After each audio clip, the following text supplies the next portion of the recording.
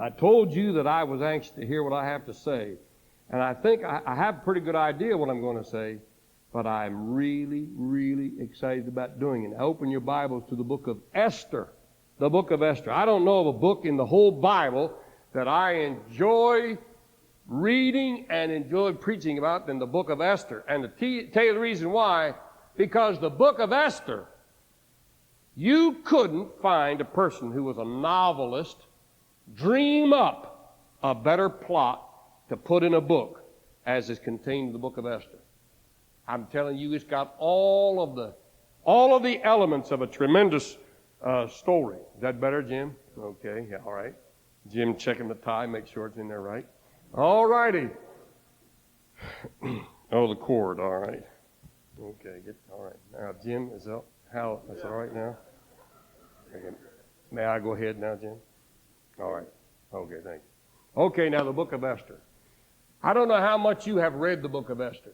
I hope you have read it. If you haven't, I hope that after the sermon today, at least you'll be intrigued enough to read the book in its entirety. It won't take you long. You can read it this afternoon in just a short time. But oh, what a tremendous book.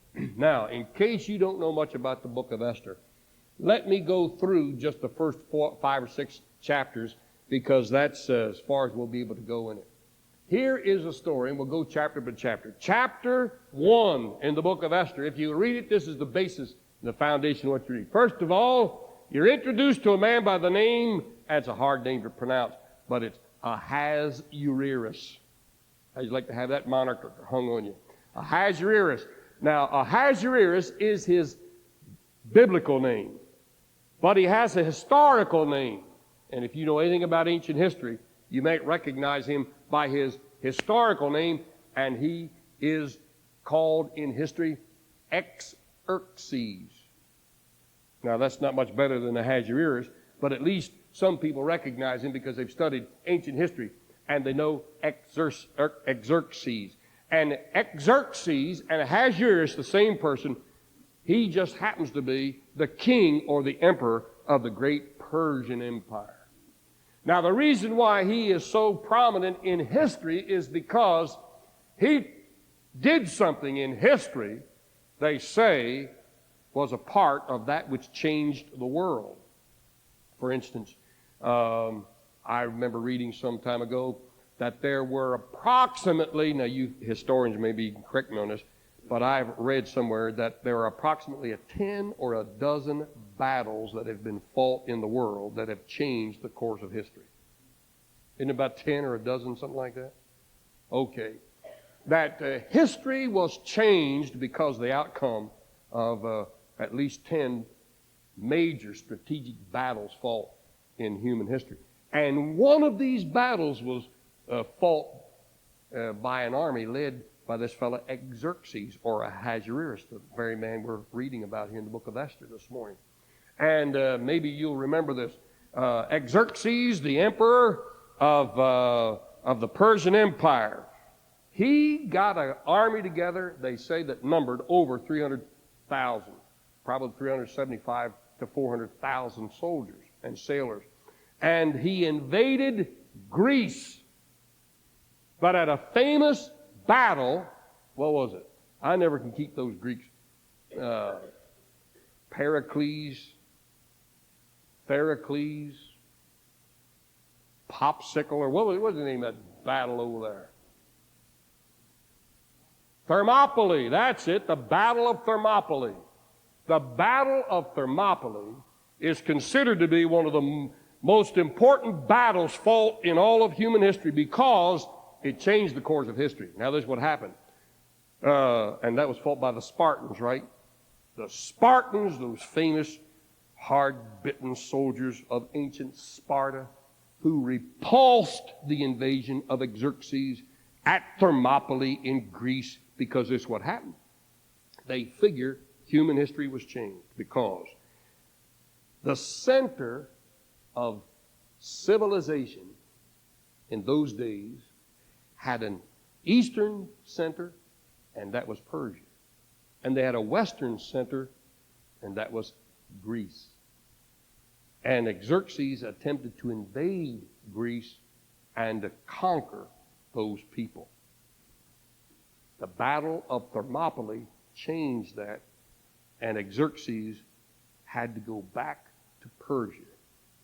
Now, in that battle, as I recall, he built a bridge of ships, and he was probably one of the first guys that ever do this. He wanted to get his soldiers across this isthmus so that he could attack the Spartans, and he somehow fastened these ships together to form a pontoon bridge. That's really what he was doing. And he was one of the first guys ever to do that. But the Spartans got in there and messed up these ships, sunk a whole bunch of them, and thwarted his efforts. And here's what took place. The Spartans then went on and preserved Greek civilization. The Greeks then spread out all over the world later on when old Alexander the Great came along.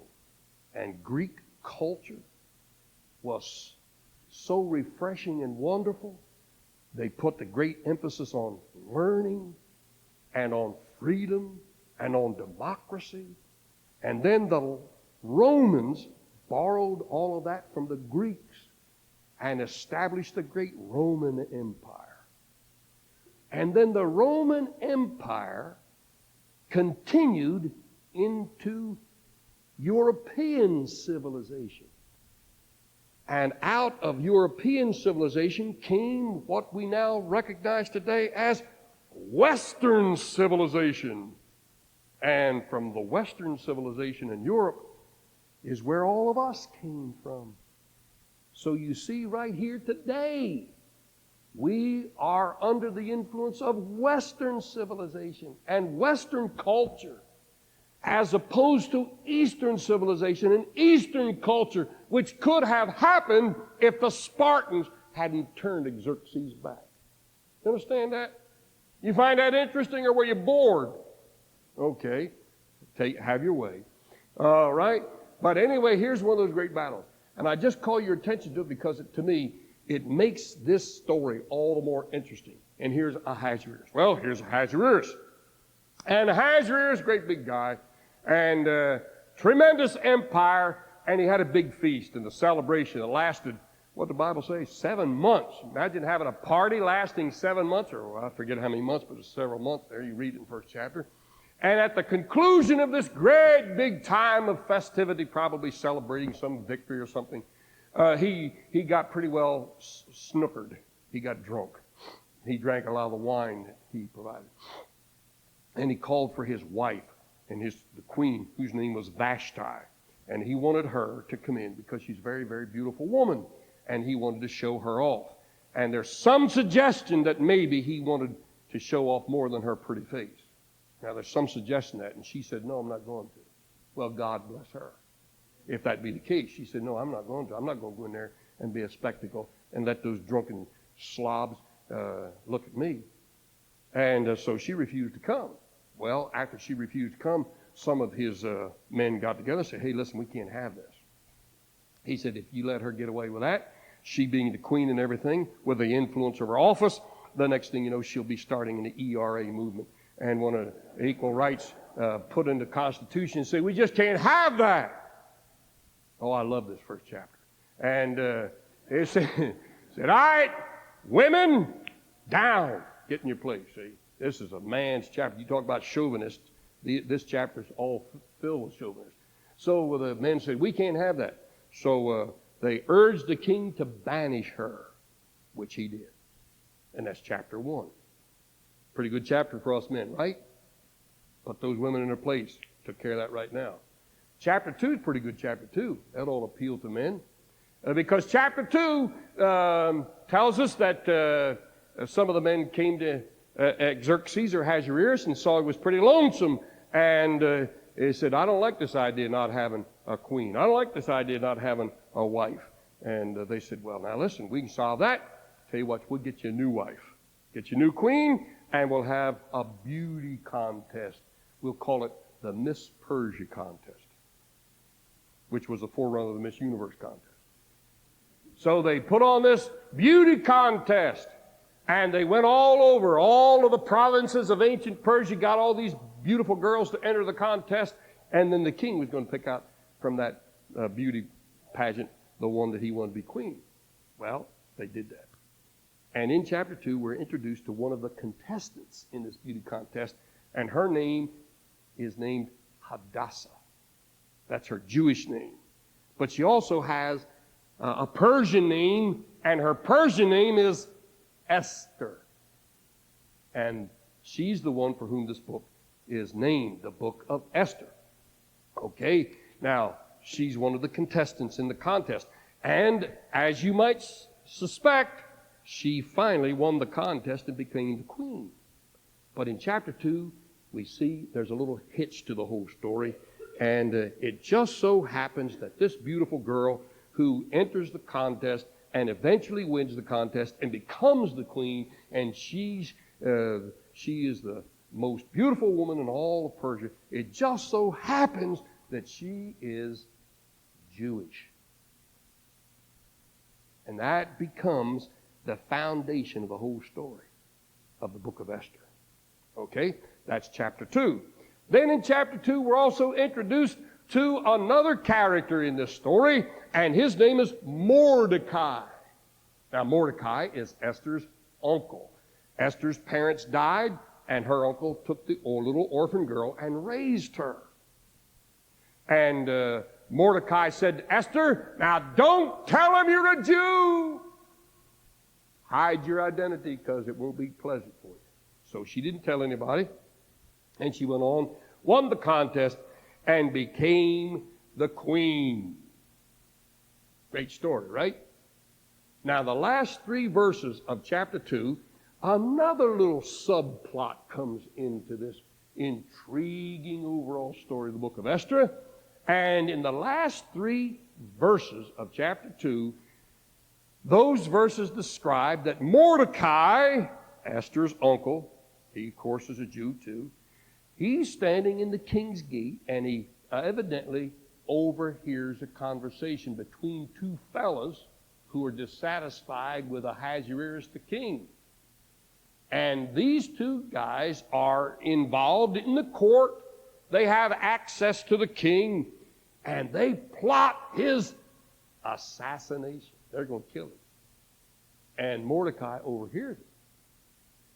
Then Mordecai got word to Esther, and Esther got word to the king. They nabbed these 2 guys. Off went their heads, and that was the end of them. Well, they were hanged. See? That took care of these 2 guys. Okay, that's in the story. Now, chapter 3, first verse, we are introduced to yet another character. Not a whole lot of characters. You know, you could put this on as a drama. This would make a great play. And here's Ahasuerus, who is, he's somewhat of a heavy character. He's the king, but he's just a small, minor actor in this whole story. Now, he's minor in that he doesn't have a whole lot to do with it, and yet he does by virtue of him being the emperor. And here's the heroine, Esther. Hadassah is her name. You know, the Jews today, they observe a feast. What do they call that feast? Purim. Yeah, P-U-R-I-M. The Jews observe the feast called Purim, and it is in commemoration of Hadassah or Esther because of this story in the Bible. She preserved the Jewish nation. She kept the Jewish nation alive because it was on the verge of extinction in this story we'll tell you about. Okay, so anyway, the Jews still today observe the feast Purim, P-U-R-I-M. Okay, and chapter 3, we're introduced to, Mordecai is the hero. He really is the hero of the story. And we're introduced now to the villain. Oh, there's a villain in this story. And his name is Haman. H-A-M-A-N. Haman. Well, Haman is a great guy, but he's a villain. And this is what the story tells us. Haman has a lot of ability. Now listen to this. Haman has a lot of ability. Haman is industrious. Haman is he's intelligent, and Haman is likable, and he's got all of these wonderful qualities. These are qualities of leadership. He doesn't mind hard work and works industriously. And he has a high position in the Persian government. He's intelligent, he's smart. But I want to tell you something. Learn this lesson. When you find a person of unusual ability, like intelligence and works hard and likable, but you put those qualities in the heart and body of an opportunist, you got a dangerous man on your hands. You understand that? You got a dangerous man on your hands. And such is the man Haman, because this man Haman, as all opportunists are, is extremely vain. He loves attention. Now you take a fellow who's intelligent, personable, and works hard, doesn't mind working hard, and wrap all of that up and put it into a man who is vain. You got problems. Because you know what that guy will do? That vain opportunist will use his hard industry, his work, use his personality, use his intelligence to promote himself. And he'll step on everybody, knock them down, kill them, get them out of the way. Now, if you've got industry, and if you've got hard work, and you've got personality and charm and all that stuff, the best thing for you to do is to make sure you have some humility about you. And make sure you got some compassion about you. Because without humility and compassion, all other qualities of leadership make you dangerous. You understand? And you're gonna be a problem to people. You're gonna be a problem to yourself. You're gonna be a menace to the world if you use those qualities to advance yourself. All right, now I'll show you something else. I overlooked this, and I want to go back to it.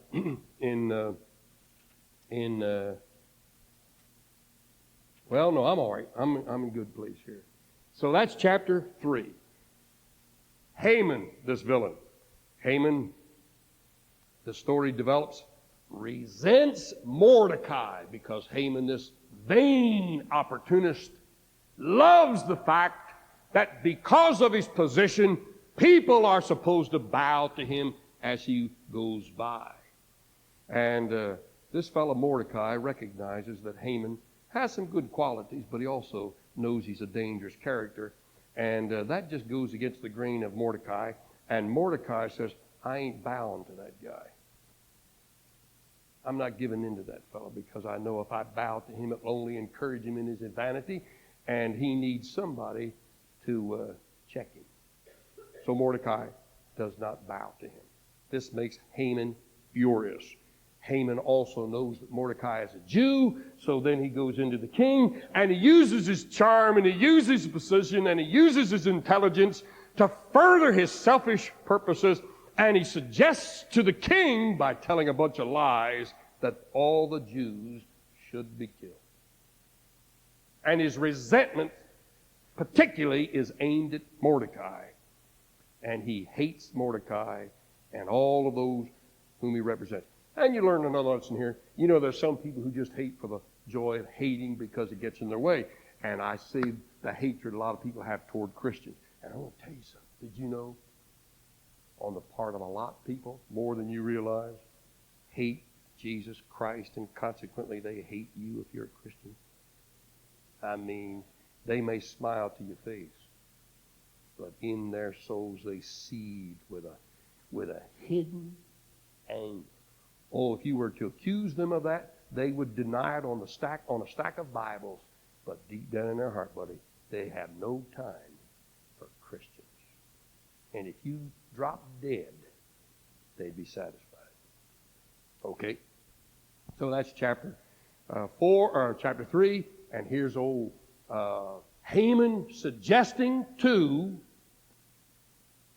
King Ahasuerus that all the Jews be killed, and he falls for it. He says, okay, set the seal, make the document, it becomes law. On a given date, all the Jews are to be killed. Okay? Now then, that's chapter 3. Then chapter 4, Mordecai finds out about this, of course, and Mordecai sends word to Esther and said the Jews are going to be killed. And Esther says, he says, Esther, you must do something about it. Esther writes back and says, Mordecai, I can't do anything about it.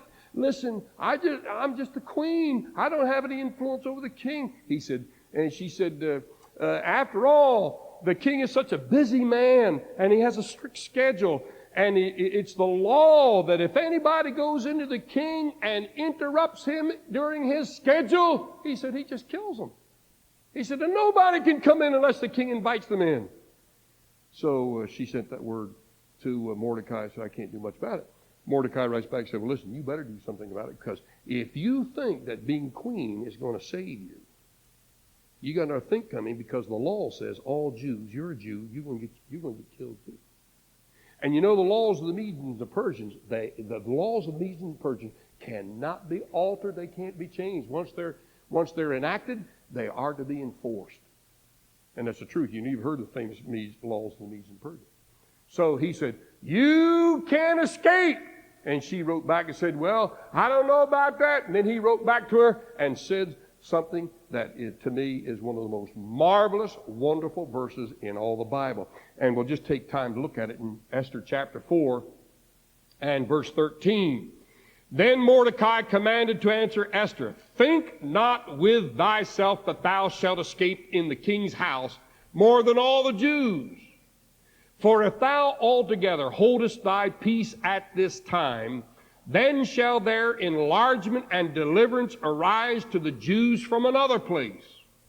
And he said, now listen, Esther, if you choose to keep your mouth shut, you go ahead and do it. That's your choice. But Mordecai said, I know one thing. I know God is going to deliver his people. You have the opportunity to be the instrument of that deliverance. But if you choose to keep your mouth shut and you won't be the instrument of deliverance, God will deliver his people some other way. And you know what he's saying? Now listen to me. He's saying this, Esther, you have the opportunity of a lifetime. You have the opportunity to be used of God. Why don't you give yourself to be used of God? Because know one thing, God is going to do something and he will use somebody. Why don't you let him use you? And that's my message to you. That's what I'm saying to everybody in this auditorium. God is going to do something. Why don't you let God use you to the doing of it rather than turning your back on and let God use somebody else? Why don't you be that person? Because God will do it. He will do it with you or without you. He'd like to do it with you. Why don't you be that one? Now notice something else here. Then he said something else. But thou and thy father's house shall be destroyed. And who knoweth whether thou art come to the kingdom for such a time as this? To me, that is one of the most wonderful verses in all the Bible. For who knoweth but thou didst come to the kingdom for such a time as this? Isn't that wonderful that you think about that? Mordecai saying, Esther, don't you understand that there is a plan that God is working?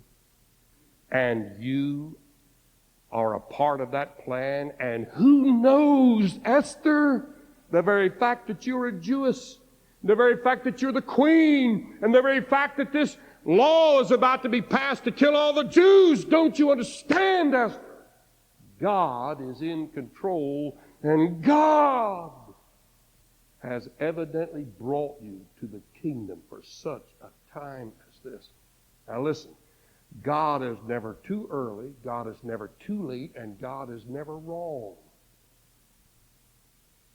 God is always on time doing the right thing. And don't you know that God has put you where you are right now in his plan for this whole universe and in his plan for your life? You are here. And I want to tell you something. It's no accident that you're in this service this morning. It is no accident that I happen to be preaching on the Book of Esther this morning. It is no accident that I'm saying to you what I'm saying. God hath brought you to this moment for such a time as this. God's trying to get something into your heart. God's trying to get something through you, to you, for you, by you, in you. Now, whether you're going to cooperate with that or not is entirely up to you. Just as Mordecai said to Esther, it's up to you, Esther. God's going to do it with you or without. God will bring deliverance, but I want to tell you one thing. He said, your house will likely be destroyed. So he said, you're here for such a time as this. All right, that's chapter 4. Now, chapter 5. Chapter 5. Esther in chapter 4 agrees. She said, all right, I will try to do something. In chapter 5, she makes her approach to the king. And she didn't know what to expect. You see, Vashti was summoned to come to the king, and she refused to come. He banished her. The law is if you barge in on the king unannounced and unexpected, you'll have to get the works too. So she knows what happened to Vashti for disobeying. She was called to come, didn't. Esther was not called to come, but she's about to. And the king took it seriously. So she said, all right, I'll make my appearance. And she stepped into the king's presence. And the king said, oh, Esther. He must have really loved her. He said, come on in. So she cleared that hurdle. The king didn't do anything. He wasn't upset or angry with her. So she went into the king. She said, King, I got a little suggestion. How about you and Haman coming home for supper tonight? I'd like to have just you and Haman, just a little quiet, intimate meal with just the three of us.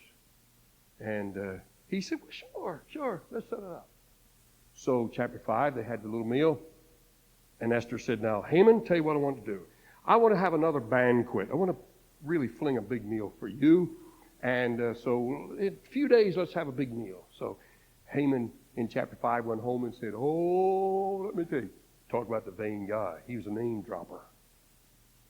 He told his wife, and you read there, told all of his friends, told everybody, said, hey, guess what, man?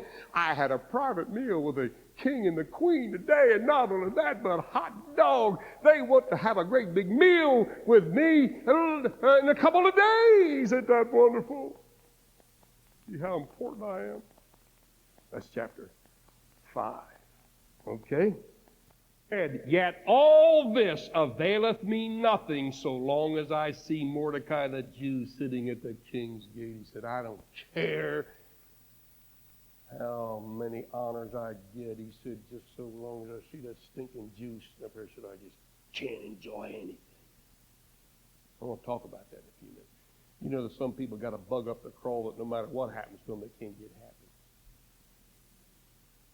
You can do anything in the world for them, but they got a resentment. They got some reason, and they just can't stand it. Okay, that's chapter 5. Now chapter 6. I'll read that first verse. Chapter 6, verse 1. On that night could not the king sleep. Okay, the king went to bed, but he couldn't sleep on that particular night. So he got up and he said, what in the world should I do? Well, he said, I guess I'll read. And he went down to that part of the government archives where they keep the records. And he said, give me some books. So the guy there gave him some books. And he began to read. And lo and behold, on this particular night and on this particular occasion, he started to read a document about Mordecai reporting these two guys who tried to assassinate him, who wanted to assassinate him. And he said, hey, how come this wasn't called to my attention? You know, just a minor thing that caught the guys. Probably the king didn't even know anything about it. Some lesser officials took care of it, and it never was brought to the king's attention. And he said, hey, did this really happen? And the guy said, yeah, that happened. So those two guys right there, like it says in the books, there's a chronicle of what happened. He said, well, for crying out loud, who is this guy Mordecai? Has anything been done to honor him? for seeing to it that I didn't get assassinated. And the guy said, no, ain't nothing been done. He said, well, I'm going to take care of that. Ain't that something?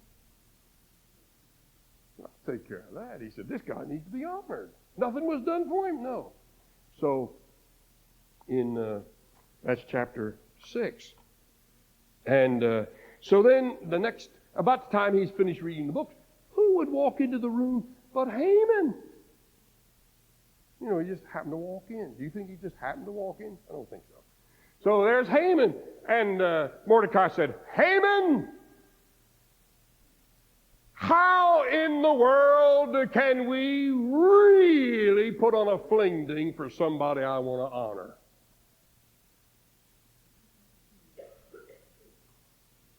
Now, Haman, being the jerk that he was, when he heard that, he said, who would the king want to honor any more than I? So he thought of the most wonderful thing that he wanted.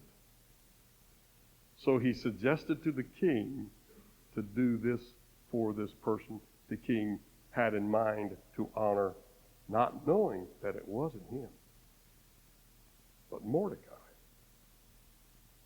So he told the king what to do, and the emperor said, do it, Haman, and do it for Mordecai. I don't know, Mordecai and mortify are awful close together. But I'm a-telling you, boy, if Haman wasn't mortified, he was Mordecai'd right there on the spot. And he rushed home and told his wife, he said, what in the world am I going to do? He said, I'm going to this banquet, and I've ordered the killing of all of the Jews, including Mordecai. And now the king wants me to honor him. What am I going to do? I'm in a dilemma. Well, she got into a dilemma too. She didn't know quite what to say. And that's chapter 6. And while they were yet talking about this, you see that in chapter 14, last verse of chapter 6. While they were yet talking with him, the king sent a taxi cab round to pick him up. And the taxi cab was out there blowing the horn and said, come on. So he said, I got to go to the banquet. I got to go face the king. He's ordered me to honor Mordecai, and I've got the king to sign a law to kill him, and all the rest of the Jews. Well, that's chapter 7 opens. So the king and Haman and Esther were sitting in there at this banquet. And during the course of chit-chat over the table, Esther said, honey, did you know there's somebody in the empire who has influenced you in a bad way and who has taken advantage of your ignorance and has gotten you to decree a law that is just going to be terrible for these people and terrible for the kingdom and terrible for you? It's just a terrible, terrible thing. And Ahasuerus said, what is that, sweetie? What are you talking about? Tell old Snookums what it's all about.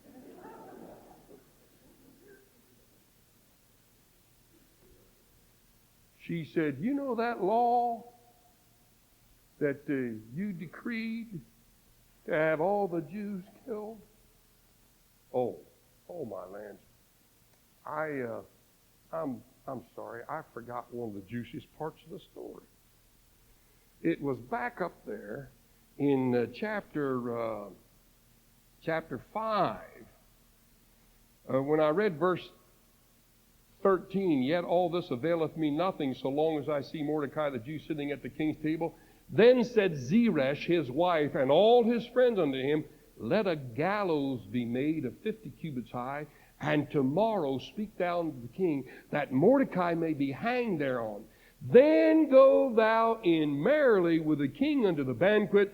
And the thing pleased Haman, and he caused the gallows to be made. And then that night, the king couldn't sleep. Found out about this plot against his life and said, I want to honor the fellow who uncovered that plot and saved my life. And Haman came in. He said, Haman, what's the best way we can honor the person that I would delight to honor? And Haman thought it was him. And Haman said, do this, this, and the other. And Ahasuerus said, okay, do it, and do it for Mordecai. Then we go into this banquet. But here the gallows is out there. And Haman is in at the table with the king and the queen. And the queen says, you know, this law that you've been snookered on, see, that's a terrible law. And she said, it shouldn't be done. And she said, do you know that law was directed against Mordecai? Well, he's the guy that saved my life. Yes, she said, I know he saved your life. But it's been engineered to get Mordecai and all of his people, the Jews. And Ahasuerus said, you don't mean it. Tell me more. She said, well, now listen, honey, I've never told you this before, but your little boobykins is Jewish. You're a Jew? Yeah, she said, I'm the niece of Mordecai. Why, you little peach blossom, I wouldn't let anything happen to you. What in the world? Who would do such a terrible thing as this? Who would engineer this and manipulate it and influence me to do this thing to kill you and your people? And she said, that guy right there, Haman. Boy, oh boy, Ahasuerus was so livid with rage. He got up, he walked out into the garden to get a breath of fresh air. And while he was out there, this is the best part of the whole story, I think. While he was out there getting a breath of fresh air, he's so mad. Esther, you know how they did back in those days? They laid on couches and ate. Oh, I tell you, I love this story. That's the way to do it, boys. Keep the women under your thumb. If you don't like them, have a beauty contest and get another one. And lay down while you're eating. Now, I'll tell you, that's a pretty good story. So here Esther was laying on her little couch there. And Haman knew he was in hot water. And he turned to Esther and said, oh, Esther, please, and began to plead with her to do something for him. And he flopped down on that couch. And he was laying across that couch. Probably had a hold of her somehow, pleading with her to make it easy for him. And Ahasuerus began to get cooled off a little bit and walked in about that time. See this guy laying on the couch with his wife.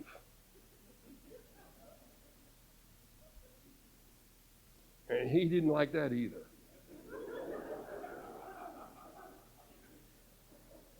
And he makes this statement. Where does he say it there? Verse 8, he said, then the king returned out of the palace garden into the place of the banquet of wine, and Haman was fallen upon the bed whereon Esther was. Then said the king, will he force the queen as also before me in this house? And the word went out of the king's mouth. And they came and covered Haman's face. He called for the guards and said, get rid of this guy. Man, you know, he was so authoritative. Nobody challenged what the king said. Those henchmen came running in there, grabbed him, and they put a bag over his head. That only meant one thing. It was curtains for him. And then I want you to look at the last verse of chapter 7. So they hanged Haman on the gallows that he had prepared for Mordecai. And the sermon title this morning is How to Hang Yourself.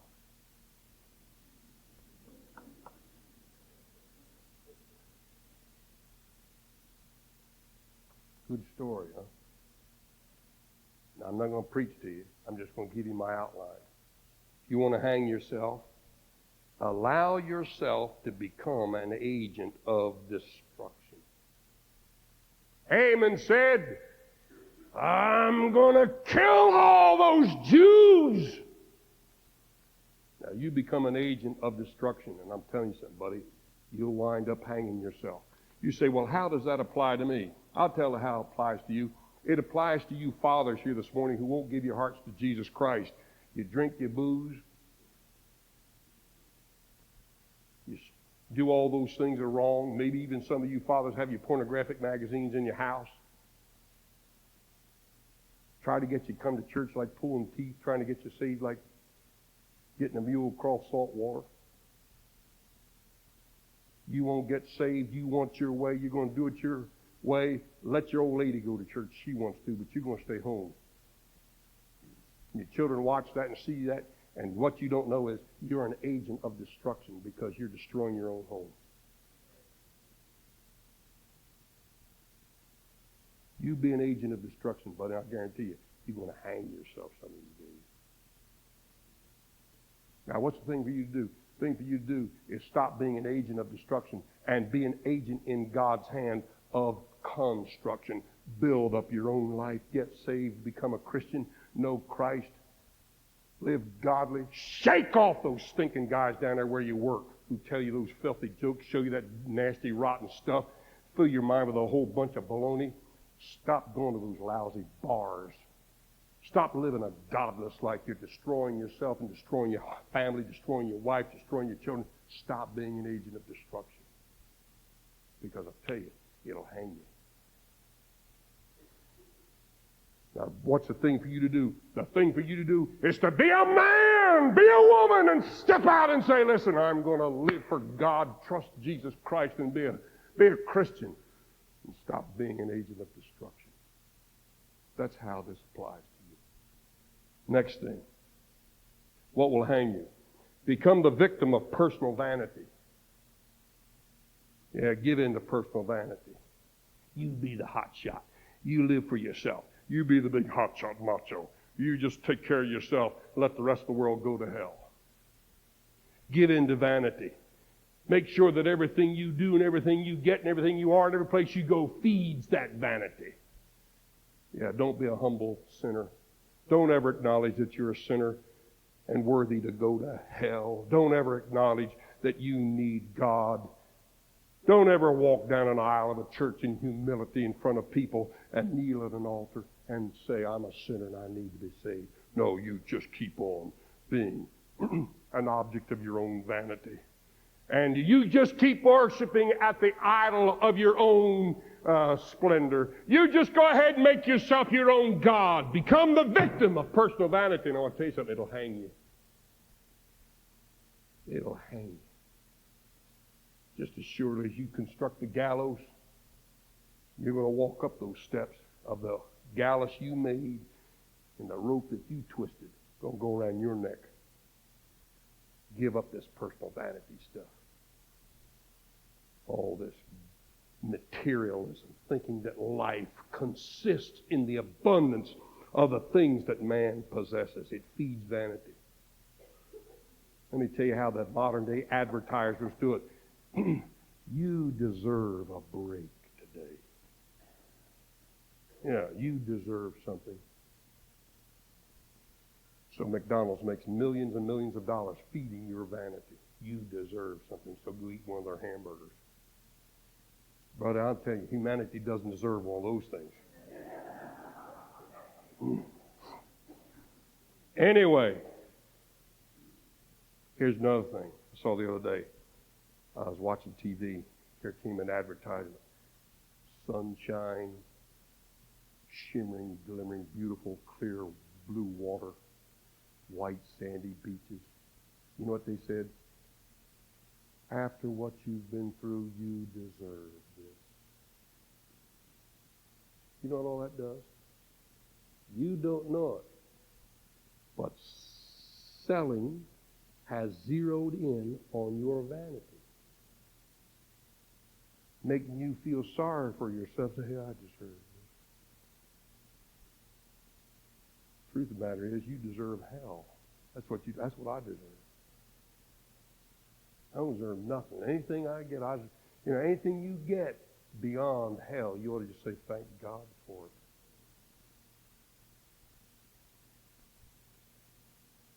But if you just become a victim to your own personal vanity, it'll hang you. It'll hang you. It'll hang you. Third thing you learn from this story. Fail to understand and fail to appreciate the presence and purpose of the people of God. Become their enemy, and it will hang you. Somebody comes to your house, knocks on the door. Like to have you come to church. Get out of here! Don't be violating my privacy! Oh, where's the laws in this state? Don't you know? Yeah, go ahead and violate the people of God. Hate them, despise them, don't appreciate them. Haman hated the people of God. He had no idea their purpose or the purpose of their presence in the world. Do you think God's going to let you go to hell without trying to win you to Christ? What do you think I'm doing here? What do you think this church is here for? It's in God's purpose and God's plan to have a church like this, and some dumb cluck of a preacher like me and all of these fallible, weak, stumbling, blundering people that I pastor who make mistakes and who just not much better than you are, but they're trying, they're struggling along. And these are the people, every time they do something wrong, you point your finger at them and you laugh at them. There's another one. Instead of failing to appreciate, they're trying to keep you out of hell. They're trying to love you into the arms of Jesus Christ. And I'll tell you right now, if you fail to understand, you fail to appreciate the presence and purpose of God's people in this world, and it will hang you. Next thing, you be overcome by an unwholesome and unsatiable desire, and it will hang you. I read that verse to you where Haman said, but all of this doesn't please me so long as that Mordecai lives. And some of you right now have some unsatiable desire that consumes you. And nothing satisfies you. Nothing makes you happy so long as you can't have what you want. I'm talking to some guy here today. You got your eye on somebody else's wife or some other woman other than your wife. It'll hang you. It will hang you. Some woman got her eye on somebody else's husband or some other man. I'm telling you, if you don't get that appetite under control, it will hang you. You're going to die a victim to the gallows you built. Some of you got an unsatiable appetite for money. Boy, you work night and day. You just are a slave to money and nothing. Listen, your wife can't make you happy, and you got a good wife. Your children can't make you happy. You don't even have time for them. All you want to do is work. Children growing up, you're just a visitor in the house to them. And you all the time, go, do, make that money. And you say, oh, you tried to justify it. Well, I'm doing this for my children's good. Well, when are they going to get it? When you die and you leave it to them, by that time they're ruined, you haven't had influence on them, and you helped damn them. And then you die and they get your money, that helps them go to hell that much faster. I've seen it. I've seen husbands say, listen, the reason why I'm working is for my children. Look, it's never right to do wrong in order to get a chance to do right. You don't work so hard for your children that you neglect your children doing it. Somewhere along the line, you better put your priorities in order and make your children number one. They're They're the best assets you have. They are the most, that's the most wealth you have. See to it that your children love you and you love them. I don't know how many times I've had children come to me and they say, Pastor, I don't want my parents' money. I want my parents. I talked to a boy one day and he's having problems, and I said, what's the problem? He said, I said, don't your parents take care of you? Don't they love you? He said, oh yeah, they take care of me. I said, that's the problem. I said, every time I go to my dad, he stuffs money into my hand and tells me to go and enjoy myself. But he said, hey, I don't want his money. I want him. Gee whiz. Well, you go ahead and have an insatiable appetite and desire and be overcome by it. It'll hang you.